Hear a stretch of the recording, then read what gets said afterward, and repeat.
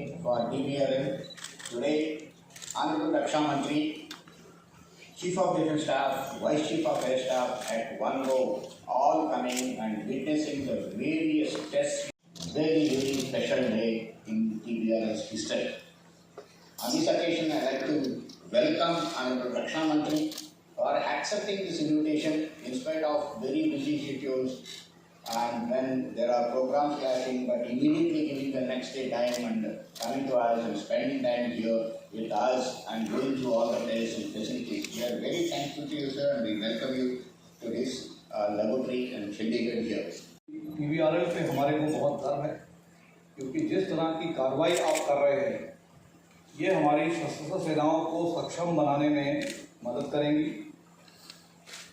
क्योंकि इस वक्त हमारे को ज़रूरत है, हमारे आगे चुनौतियां हैं सीमाओं पर और इन चुनौतियों का सामना करने के लिए हमें हाई टेक्नोलॉजी सिस्टम्स की ज़रूरत है, जो कि ज़मीनी थल सेना के लिए हमारी वायुसेना। डॉक्टर प्रिंस शर्मा जो इस कार्यक्रम का संचालन कर रहे थे, उन्होंने कहा कि आज हमारे रक्षा मंत्री जी हमारे इस कैंपस में आए हैं, हम लोग अपने को गौरवान्वित महसूस कर रहे हैं। लेकिन उन्होंने सही बात नहीं कही है, इसमें सच्चाई नहीं है। सच्चाई तो यह है कि इस कैंपस में आकर आप जैसे वैज्ञानिकों से मिलकर मैं स्वयं को गौरवान्वित महसूस कर रहा हूं।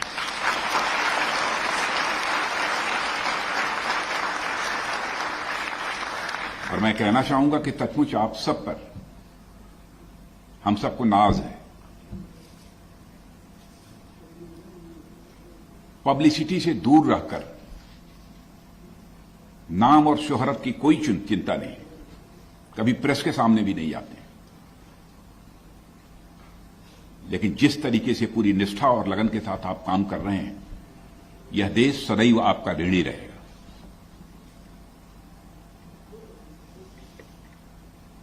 और आज इस डीबीआरएल चंडीगढ़ की विजिट पर आप सबके बीच उपस्थित होकर गौरवान्वित तो अपने को महसूस कर ही रहा हूं, मुझे बेहद खुशी भी हो रही है।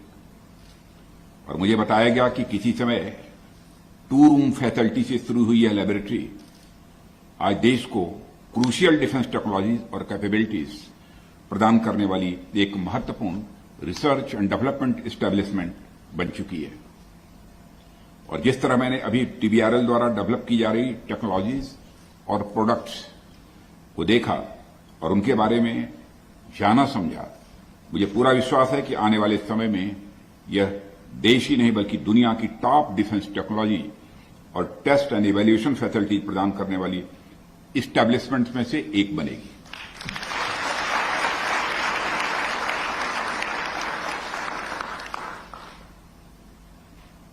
और आज जब मैं इस कैंपस में आया, जब कुछ चीजों को देखा, कुछ चीजें ऑपरेट भी की गई हमारे सामने, उसको भी मैंने देखा, तो मैंने कहा ऊपर वाले से कि मेरी दिवाली तो हो गई।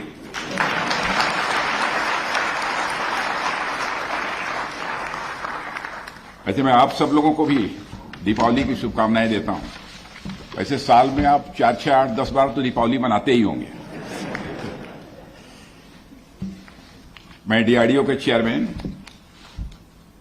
डॉक्टर जी सतीश रेड्डी और डीबीआरएल के डायरेक्टर श्री प्रतीक किशोर और इस लैबोरेटरी से जुड़े हमारे सभी साइंटिस्ट और इंजीनियर्स को मैं हार्दिक बधाई देता हूं, शुभकामनाएं देता हूं। लेकिन इतने से ही मैं संतुष्ट नहीं हूं, मैं आप सभी वैज्ञानिकों का शीश झुकाकर हार्दिक अभिनंदन करता हूं।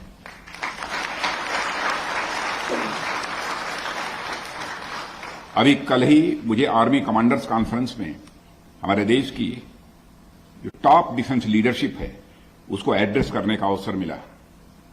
वहां इस बात पर चर्चा हुई कि कैसे समय बड़ी तेजी के साथ बदल रहा है।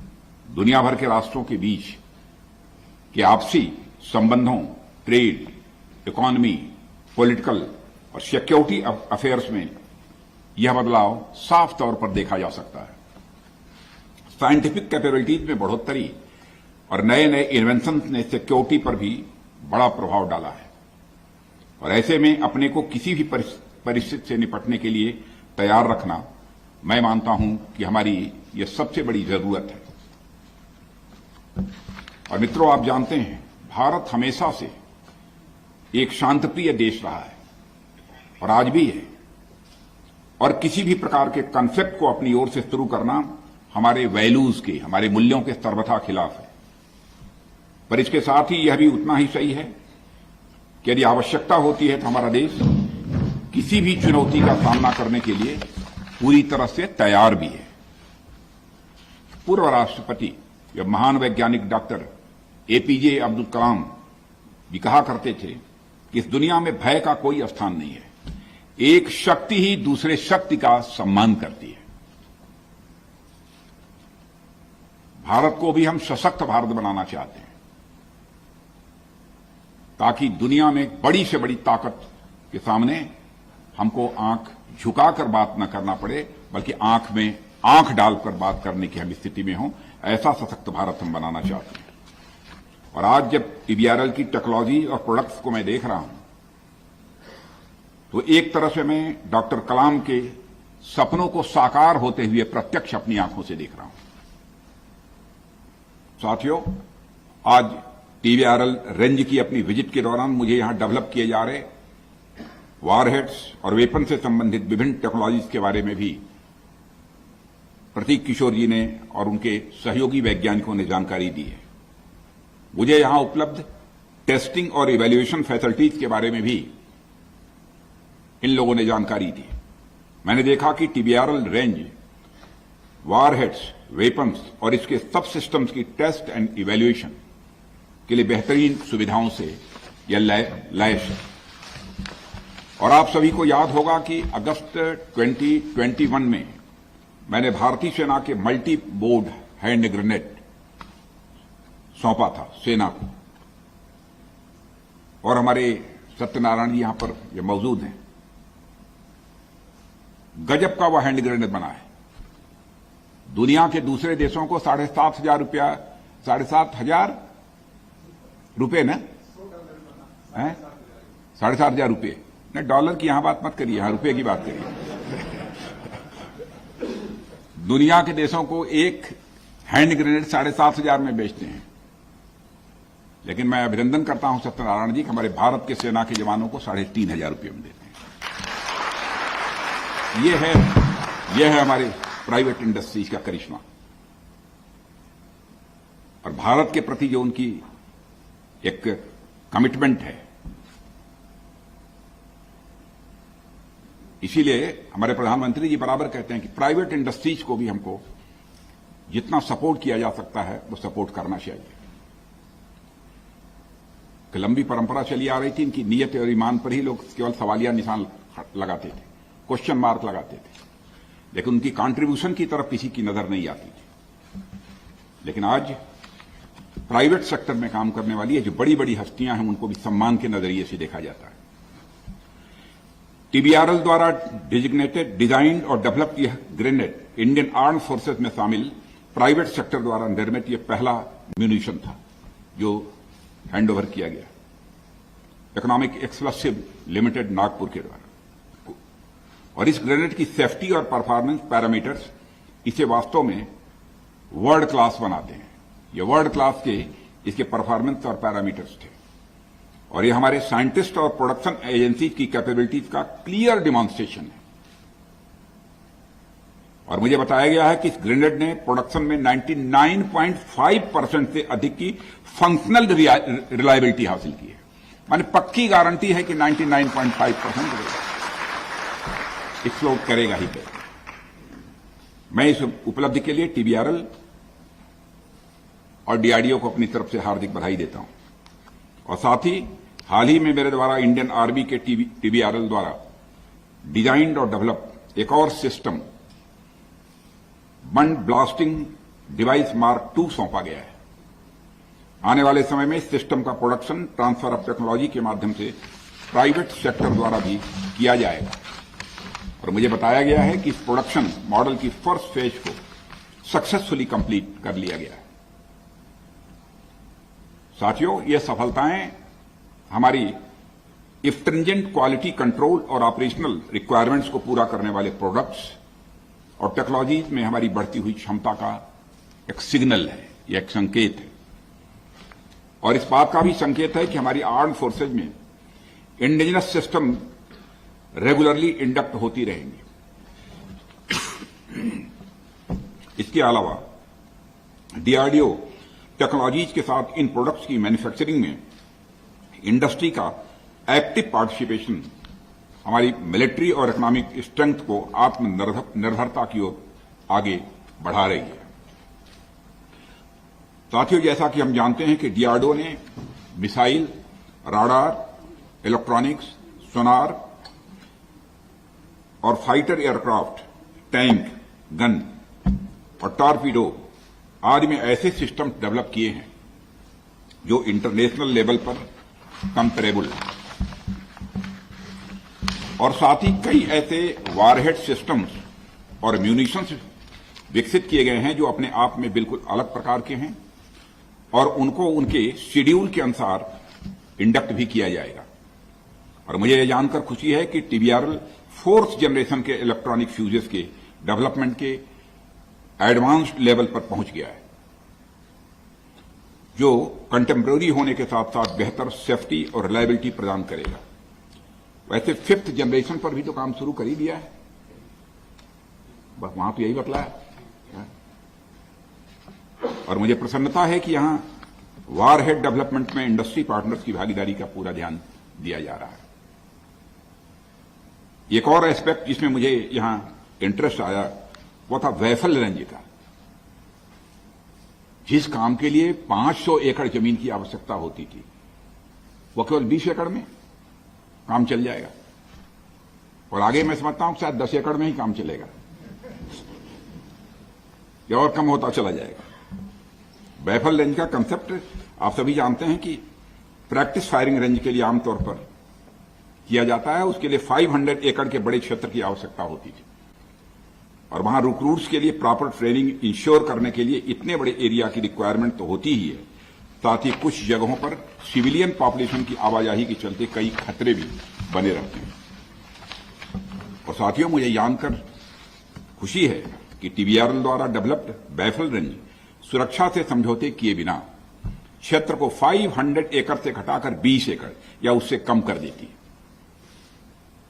वैसे यहां आने के पहले उसके बारे में मुझे जानकारी हो गई थी, और इससे यह सुनिश्चित हुआ है कि प्रैक्टिस फायरिंग रेंजेस के लिए कम जमीन इस्तेमाल करते हुए भी हमारे ट्रूप्स पूरी तरह से ट्रेंड होंगे। डिफेंस टेक्नोलॉजीज का प्रयोग हमारी सेंट्रल आर्म्ड पुलिस फोर्सेस और स्टेट पुलिस फोर्सेस भी कर चुकी हैं, और मुझे बताया गया है कि 75 से अधिक वेफल रेंज पहले से ही ऑपरेशनल हैं और 70 से अधिक पूरा होने के डिफरेंट स्टेजेस में। और साथियों, आज की वारफेयर स्ट्रेटजी बहुत डायनेमिक है और इसमें टेक्नोलॉजी का डोमिनेशन आने वाले समय में और स्वाभाविक रूप से बढ़ता जाएगा। और आज के प्रोडक्ट्स और सिस्टम्स को डेवलप करते समय डिफेंस इक्विपमेंट के स्टेक होल्डर यानी आर्म्ड फोर्सेस, साइंटिस्ट, एकेडमिशियंस और इंडस्ट्री को इवॉल्विंग टेक्नोलॉजी पर नजर रखनी होगी, और इंडिजिनस कैपेबिलिटीज के साथ कंटेम्पररी बने रहने के लिए खुद को प्रिपेयर भी करना होगा। और इसके लिए टेक्नोलॉजी फोरकास्टिंग को मजबूत करने और कटिंग एज मैन्युफैक्चरिंग और टेस्ट कैपेबिलिटीज में इन्वेस्ट करने की भी आवश्यकता है। साथियों, डिफेंस एक्विजिशन प्रोसीजर में कई नए प्रोविजंस के साथ अन्य कई ऐसे नए सुधार भी किए गए हैं जिनसे इंडस्ट्री के पास आज पर्याप्त ऑर्डर्स भी हैं। इसमें किसी को कोई शिकायत तो नहीं हमारे इंडस्ट्रीज के इस सज्जन को नहीं है। अब चैम्बर ऑफ कॉमर्स के जब अध्यक्ष वो कह रहे हैं तो मान लिया। और इसमें टेक्नोलॉजी डेवलपमेंट फंड एक ऐसी स्कीम है, और डीआरडीओ ने सिस्टम के डेवलपमेंट के इनिशियल स्टेजेस से ही इंडस्ट्री को शामिल करने का इनिशिएटिव शुरू किया है, जिससे इंडस्ट्री को टेक्नोलॉजी और प्रोडक्ट तैयार करने के लिए समय यह मिल सके। और ऐसे मामलों में इंडस्ट्री के लिए ट्रांसफर ऑफ टेक्नोलॉजी में कोई अतिरिक्त फाइनेंशियल बर्डन शामिल नहीं होगा, यह भी मुझे जानकारी दी गई है। डीआरडीओ के पेटेंट्स भी इंडियन इंडस्ट्री के लिए फ्री ऑफ कॉस्ट उपलब्ध है। फिर से दोहराना चाहता हूं, डीआरडीओ के पेटेंट्स भी इंडियन इंडस्ट्री के लिए फ्री ऑफ कॉस्ट उपलब्ध है। पहले यह सुविधा नहीं थी। और मित्रों, मैंने डिफेंस इक्विपमेंट के लिए उपयोग की जाने वाली कई टेस्ट स्टैंडर्ड्स को भी देखा है और मैं समझता हूं कि भारत में अडॉप्ट किए गए ज्यादातर स्टैंडर्ड्स दूसरे देशों के हैं, क्योंकि हमारे पास इंडियन स्टैंडर्ड्स का अभाव रहा है। एक स्टैंडर्ड डेवलप करना एक मुश्किल प्रोसेस है, जिसके लिए डाटा और टेस्ट रिजल्ट्स का बड़ा सिस्टमैटिक कलेक्शन और एनालिसिस की भी आवश्यकता होती है। मुझे गर्व है कि बुलेट रेसिस्टेंट जैकेट के टेस्टिंग के लिए इंडियन स्टैंडर्ड प्रोमलगेट किया गया है और टीबीआरएल ने इसके निर्माण में एक की रोल निभाया है। इसके लिए भी मैं टीबीआरएल को अपनी तरफ से हार्दिक बधाई देता हूं। और साथियों, मैं समझता हूं कि प्रोटेक्टिव सिस्टम्स और गियर्स के लिए डिजाइन, डेवलपमेंट और मेथोडोलॉजी के लिए इंडियन स्टैंडर्ड्स को विकसित किया जा रहा है। Boot anti mine infantry, boot anti mine engineer, mine protected vehicles और गियर्स आदि के इवैल्यूएशन के लिए टेस्ट मेथोडोलॉजीज को स्टैंडर्डाइज किया गया है। ऐसे इंडियन स्टैंडर्ड निश्चित रूप से भारतीय उद्योगों को खतरे के खिलाफ न केवल प्रोडक्ट को बेंचमार्क करने बल्कि उन्हें फॉरेन मैन्युफैक्चरर्स के साथ कंपीट करने में भी वह मदद करेंगे। साथियों, टेक्नोलॉजी में चेंज बहुत तेजी से होता है और आजकल तो और फास्ट पेस टेक्नोलॉजीज हो गई है और जब तक हम एक टेक्नोलॉजी को किसी प्रोडक्ट में डेवलप और कन्वर्ट करते हैं तब तक और एडवांस टेक्नोलॉजी हमारे सामने आ जाती है और इसके लिए इंट्रोस्पेक्शन की आवश्यकता है और हमें एक शॉर्ट टर्म सोल्यूशन की तलाश करने के बजाय एक लॉन्ग टर्म स्ट्रेटजी भी अपनानी होगी। एकेडमिक इंस्टीट्यूशंस को लॉन्ग टर्म पार्टनर्स के रूप में लेना होगा और स्ट्रांग थ्योरेटिकल फाउंडेशन बनाने के लिए नो हाउ के आगे जाकर नो वाई की दिशा में हमको आगे बढ़ना होगा। और मैं समझता हूं कि टीबीआरएल जैसे रिसर्च और डेवलपमेंट इंस्टीट्यूशंस को निकटवर्ती एकेडमिक इंस्टीट्यूशंस के साथ लॉन्ग टर्म बेसिस पर साझेदारी को डेवलप करना चाहिए और इससे एक और एकेडमिक इंस्टीट्यूशंस को कोर टेक्नोलॉजिकल प्रॉब्लम्स पर काम करने को मिलेगा और साइंटिस्ट और टेक्नोलॉजीज को बेहतर एम्प्लॉयबिलिटी के लिए भी तैयार किया जा सकेगा। वहीं दूसरी ओर रिसर्च एंड डेवलपमेंट इंस्टीट्यूशंस को थ्योरेटिकल एनालिसिस से आगे बढ़ते हुए एक्चुअल प्रोडक्ट में कन्वर्जन पर बल मिलेगा। यानी यह रिसर्च एंड डेवलपमेंट और एकेडमिक इंस्टीट्यूशन दोनों के लिए यह विन विन सिचुएशन होगी और इससे देश में डिफेंस इकोसिस्टम को भी स्वाभाविक रूप से बढ़ावा मिलेगा। साथियों, रिसर्च और डेवलपमेंट हमेशा अनिश्चितताओं की अनसर्टेनिटी की स्थिति में होता है और डिफेंस रिसर्च एंड डेवलपमेंट का कॉन्टेक्स्ट तो और भी ज्यादा डायनेमिक और अनसर्टेन होता है और डिफेंस रिसर्च एंड डेवलप क्षेत्रों में काम करने वाले साइंटिस्ट और टेक्निकल पर्सनल्स